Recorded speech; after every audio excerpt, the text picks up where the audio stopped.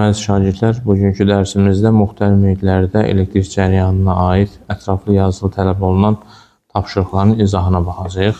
Birinci sualımızdan başlayaq. Deyir ki, bizə argen nitrat məhlulu olan 3 eyni elektrolit vanna sxemdə göstərildiyi kimi cəryan mənbəyinə qoşulmuşdur. Katod üzərində eyni zaman ərzində ayrılan gümüşün kütlələri arasında hansı münasibət doğrudur? Hər birində eyni elektrolit olduğuna görə bunların müqavimətləri bir-birinə bərabərdir. Yəni burada da müqavimətimiz R'dir. Burada da müqavimətimiz R'dir. Burada da müqavimətimiz R'dir. Bu iki R bir-birinə paralel birləşib. Bu isə onlara ardıcıl birləşib. Bizim kütlənin düsturunu yazacağıq. M bərabərdir KIT və kütlələrimiz cəryan şiddəti ilə düz mütənasib asılıdır. Cəryan şiddətimiz isə hər bir elektrolitdən I cəryanı keçirsə, o zaman bizim birinci vannamızdan 2 I cəryanı keçəcək. Ona görə də kütləmiz də cəryan şiddətindən düz mütənasib asılı olduğuna görə M2 olacaq KIT, M3'ü götürəcəyik KIT, amma M1'imiz artıq oradan 2 I cəryanı keçdiyinə görə 2 KIT düsturunu alarıq. Buradan görürük ki, bizim kütlələrimiz 2 ilə 3 bərabərdir və 1-dən də 2 dəfə kiçikdirlər. Geçdik ikinci sualımıza. İkinci sualımızda yenə də eynidir. Bunlar ardıcıl birləşib. Bu isə onlara paralel birləşib. Deməli, bura gələn cəryan şiddəti I olarsa, buradakı müqavimətimiz, yekun müqavimətimiz 2R'dir. Buradakı müqavimətimiz R'dir. Onda buradan keçən cəryan şiddəti 2E olacaq. Yenə də ardıcıl dövrədə cəryan şiddətləri eynidir. Hər birinin içərisindən I cəryanı keçəcək. Ardıcıl birləşdiyi üçün bunlar qeyd edirik. Mən danışdıqlarımı. Və M bərabərdir yenə də KIT düsturuna əsasən M-imiz I ilə düz mütənasib asılıdır. Bizim M1 KIT düsturu ilə hesablanacaq, M2 KIT düsturu ilə hesablanacaq, amma M3'ün qiyməti 2 KIT-yə bərabərdir. Ona görə də M1 ilə M2 bərabər olacaq, M3 isə onlardan 2 dəfə çox olacaq. Keçdik növbəti sualımıza.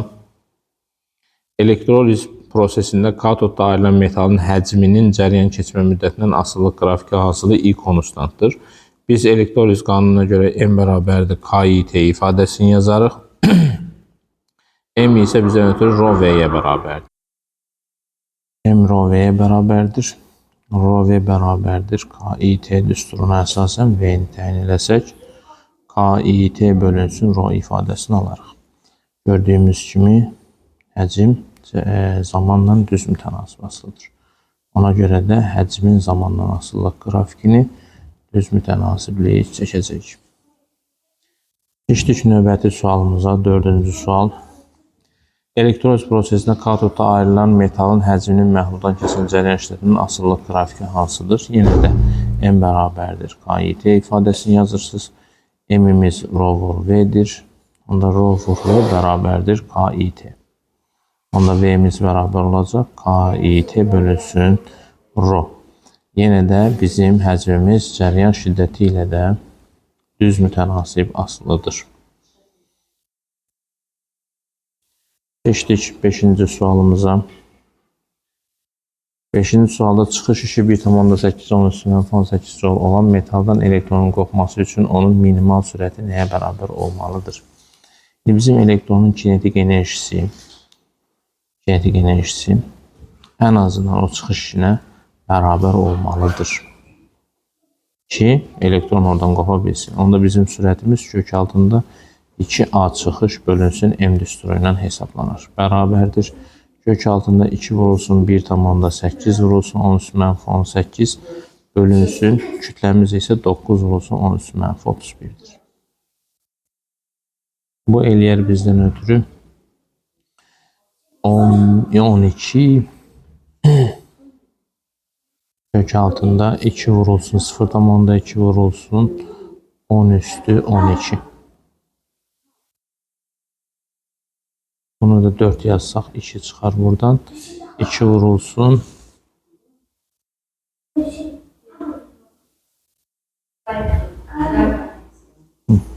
10 üstü 5 eləyər. 10 üstü 5. Bu da bizden ötürü Kilo ilə yazsaq, mega ilə yazsaq 20 0,2 megametr bölünsün saniyə. Doğru cavabımız olacaq 0,2. Növbəti sualımız, 6-cı sualımız. Metal R1 və yarım keçirici R2 içərisində su olan qaba salınmışdır. Suyu qızdıqda A1 və A2 ampermetrlərin göstərişləri necə dəyişir? Ampermetrin göstərişi cəryan şiddətidir və o U bölünsün R-dir. Və bizim cəryan şiddəti müqavimətlə tərs mütənasib asılıdır. Müqavimətlə tərs mütənasib asılıdır. İndi bizim metalın qızdırdıqda metalın müqaviməti temperaturla düz asılıdır. Qızdırdıqda müqavimətimiz artar.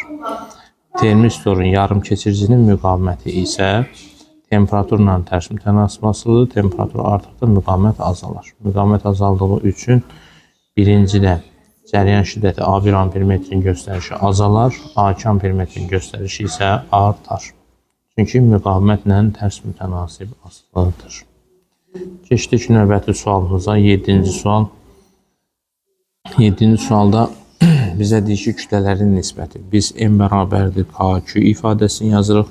Q'ümüz isə IT ilə hesablandığına görə Q'ni S fiqur yaza bilərik. Yəni M1 bölünsün M2 bərabərdir Q1 bölünsün Q2. Q1'imiz S1'dir, S1 fiqurudur. Q2'miz də S2 fiqurudur. Birinci fiqurumuz düzbucaqlıdır. Birinci fiqurun sahəsi olacaq I0, T0. İkinci fiqurumuz isə üçbucaqdır. O isə bizdən ötürü I0, T0 bölünsün 2 olacaq. O da eləyir 2. Doğru cavabımız olacaq 2. Növbəti sualımız 8-ci sual. Vakum diodunun anodu ilə katodu arasındakı məsafə 3,6 cm, gərginliyi isə 40 volt olarsa, elektrodlar arasında hərəkət edən elektronun təcilini hesablayın.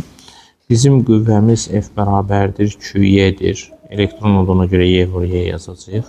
Y-miz isə U böl D-yə bərabərdir. Onda F-imizin düsturu olacaq Y-U bölünsün D. Həm də Newtonun ikinci qanuna görə MA-dır. Onda A-mız bərabər olacaq Y-U bölünsün MD. Bərabərdir. Deməli, Y böl M-in yerinə 1,8 10 üstü 11 yazacağıq. Vurulsun gərginliyimiz 40 voltdur. D-miz də 3,6 36 vurulsun 10 üstü mənfi 3'dür. Deməli, 36 bununla 18 vurulsun 10 üstü 10 yazaq. 36 ilə ixtisar olunsa 2, 2 ilə ixtisar olunsa 20. Olacaq 20 vurulsun 10 üstü 13. Və yaxud da 2 vurulsun 10 üstü 14 yaza bilərik. Metr bölünsün saniyə kvadrat. Növbəti sualımız 9-cu sual. 2 elektrolitik vanna arıcı birləşdirilib. Birinci arıcı birləşdirilibsə biz bilməliyik ki, cəryan şiddəti nədir? Sabitdir. Cəryan şiddəti sabit olduqda M bərabərdir KIT düsturundan istifadə edəcəyik. K'nın da yerinə 1 bölü Y NA vurulsun, böyük M bölünsün, kiçik M vurulsun, IT ifadəsini yazarıq. Görürük ki, bizim kütləmiz valentliklə tərs mütənasib asılıdır. Mis xlor, burada mis 1 valentli, mis xlor 2, burada 2 valentlidir. Ona görə də N1 bölünsün M2 bərabərdir N2 bölünsün M1. Bizə ikinci vannada 40 qram var. M1 bölünsün 40 bərabərdir. İkinci vannamızın valentliyi 2'dir. Birinci vannamızın valentliyi isə 1'dir. Onda M1'imiz bərabər olacaq 40 vurulsun 2 eləyər 80 qram. Doğru cavabımız 80 qramdır. 10-cu sualımız. 2 elektrolitik vanna arıcı birləşdirilib. Birinci vannada mis xlor, ikincidə isə mis xlor 2 var. Birinci vannada 40 qram. Yenə də eyni məsələdir. KIT düsturundan istifadə edirik. K'nın da yerinə 1 bölü Y NA vurulsun, böyük M bölünsün, kiçik M vurulsun, IT ifadəsini almış olaraq. Onda bizim kütləmiz yenə də valentliklə tərs asılıdır. M1 bölünsün M2 bərabərdir N2 bölü M1. M1'i 40 verib, M2'ni bilmirik, N2'miz 2'dir, M1'imiz 1'dir. Onda M2 bərabərdir 40 bölünsün 2. Eləyər 20 qram. Doğru cevabımız 20 qramdır. Keçdik 11-ci sualımıza.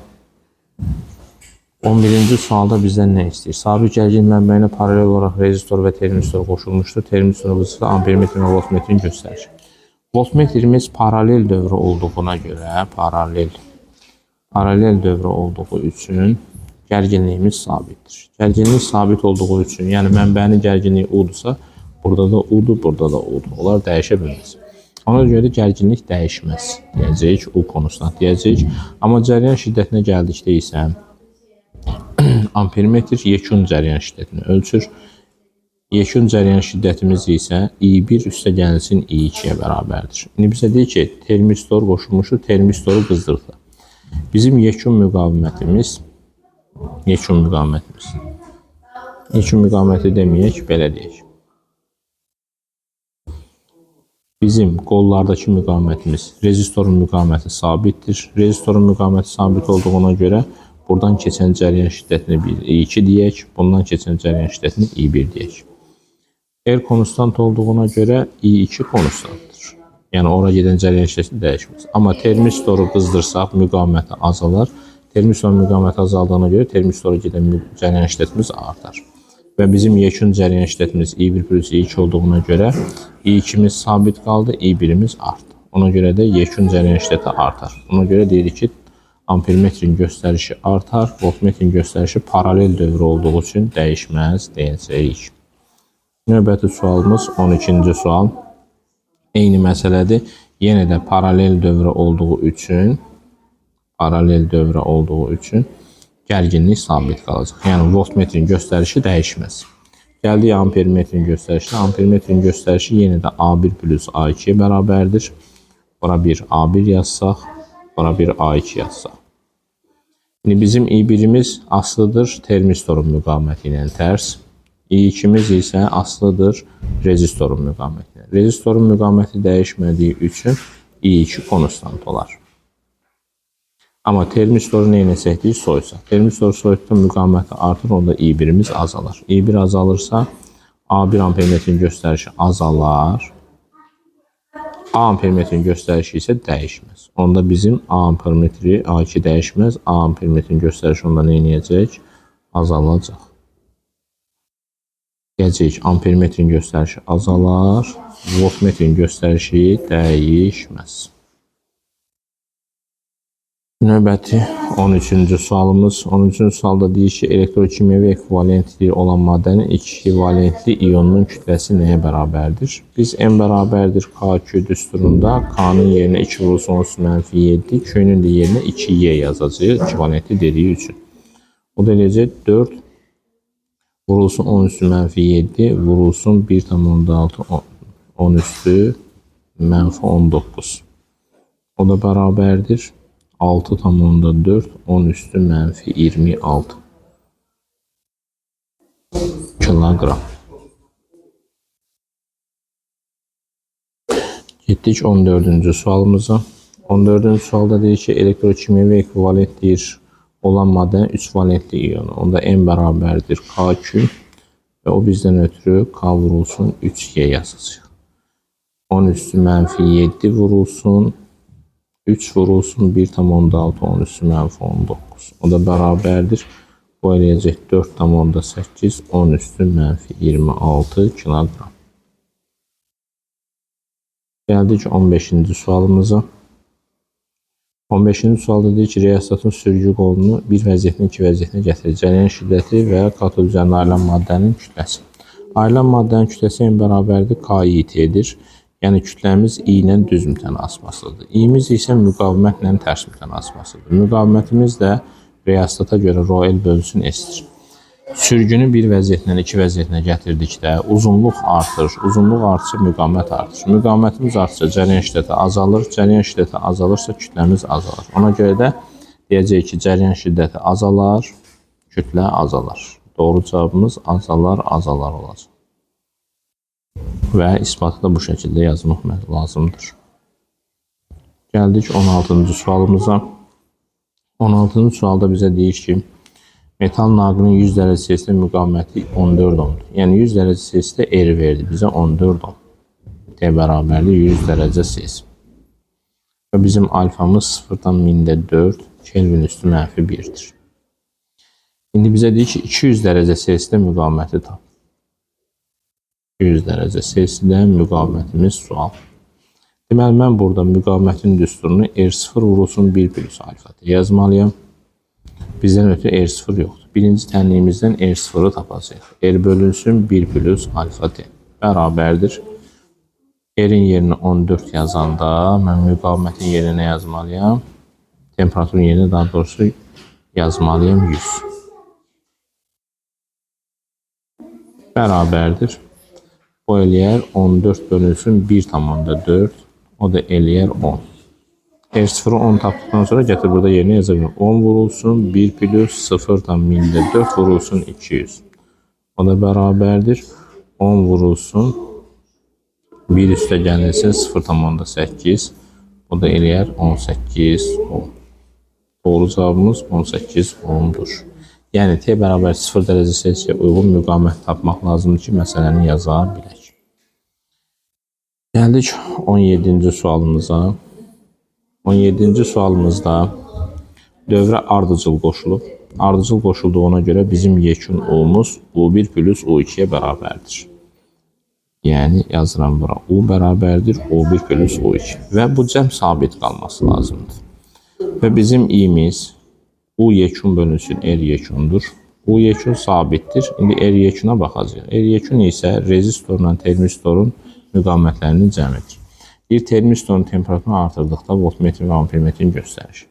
Termistorun temperaturunu artıranda müqaviməti azalır. Ona görə bizim yekun müqavimətimiz azalır. Yekun müqavimət azaldığına görə cəryan şiddəti artır. Cəryan şiddətimiz artdı. U1'in göstərişi I vurulsun R'dir. U2'nin göstərişi I vurulsun R termistordur. İndi termistorun müqaviməti azalıb, cəryan şiddəti artıb. Ona görə biz U2 haqqında məlumat verə bilmirik. Amma U1'də cəryan şiddəti artıb, müqavimət isə dəyişməyib. Rezistoru heç nə eləməmişik. Ona görə də U1'in göstərişi artıb.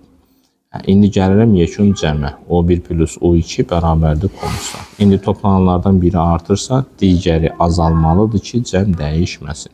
Yəni U1 artdığı üçün U2 azalar deyəcəyik. Doğru cavabımız U1 artar, U2 azalar. Növbəti sualımız 18-ci sual. Bizə deyir 0 dərəcə Selsidə 0 dərəcə Selsi deyirsə, bizdə R0'ımız var. R0'ımıza uyğun P0'ımız 140 wattdır. Onun uclarındakı gərginliyi dəyişmədən temperaturunu 0 dərəcə Selsidən 100 dərəcə Selsiyə qədər artırdıqda ayrılan güc nəyə bərabər olar? Deməli, bizim düsturumuz, gücün düsturunu P bərabərdir, U kvadrat bölünsün R yazacağıq. R'imizin də düsturu R0 vurulsun 1 plus alfa T'dir. Yəni, R T ilə düz mütənasib asılıdır. R'imiz T ilə düz mütənasib olduğuna görə gücün T'dən asıllığı müəyyən qiymətdən başlayan tərs mütənasiblik olacaq. Biz əvvəlcə buradakı qiymətin 140 olduğunu bilirik. İndi gəlin baxaq. Temperatur əmsalımız 0,4'dür. Gətirib indi düsturda yerinə yazıram. Əvvəlki qiymətimizi yazıram. R0 vurulsun 1 plus alfa T. O da bərabərdir. R0 vurulsun 1 plus alfamız 0,4'dür, vurulsun 100. O da eləyəcək 1,4 R0. Demək ki, bizim müqavimətimiz R0 idi, oldu 1,4 R0. Müqavimətimiz 1,4 dəfə artdı. Gücümüz isə müqavimətlə tərs mütənasib asılıdır. P1 140 idi, P2'ni bilmirəm. R2'ni 1,4 tapdıq, R1'imiz də elə R0'dır. Buradan P2 bərabər olar.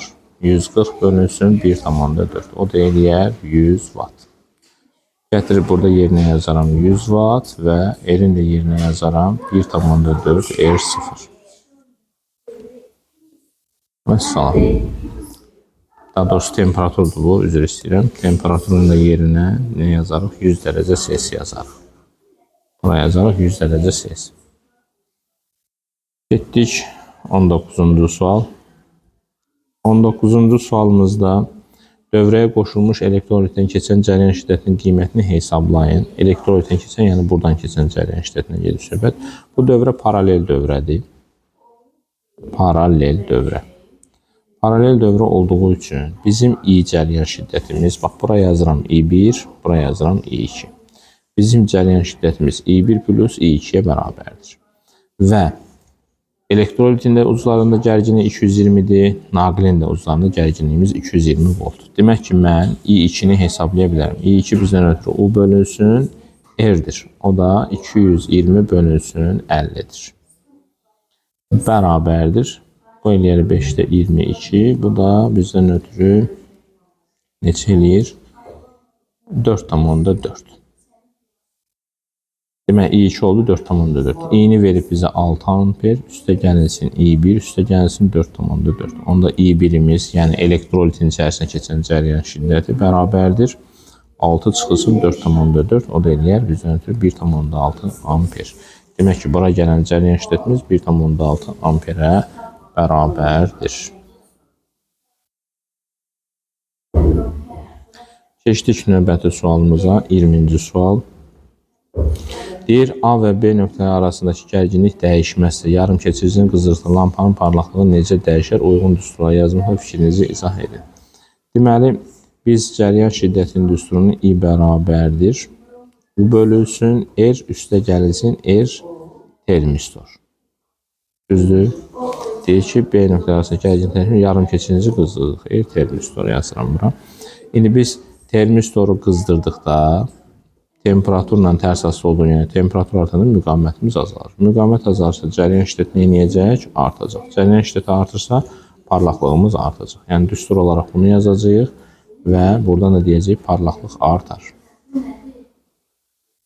Parlaqlıq artar.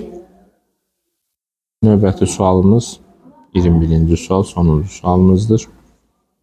Bizə deyir ki, A və B nöqtələri arasındakı gərginlik dəyişməzsə, yəni O-nu konstant verir bizə.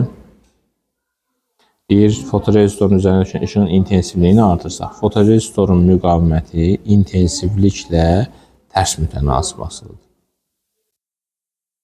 Yəni, indi intensivliyi artırsa, fotorezistorun müqaviməti azalar. Bizə deyir ki, parlaqlıq necə dəyişər? Yenə də bizim cəryan şiddətimiz U bölülsün R plus R fotorezistordur. Yəni bizim yekun müqavimətimiz rezistorla fotorezistoruna, yəni lampanın müqaviməti ilə fotorezistorun müqavimətinin cəmidir. Lampaya heç nə eləmirik, onun müqaviməti sabitdir, amma fotorezistorun müqaviməti azalır. Ona görə yekun müqavimətimiz azalır. I bərabərdir U bölülsün R yekun üstünə əsasən yekun müqavimətin azaldığı üçün cəryan şiddəti neyniyər? Artar. Cəryan şiddəti artdığı üçün parlaqlıq artar. Yenə də parlaqlıq artar deyəcəyik.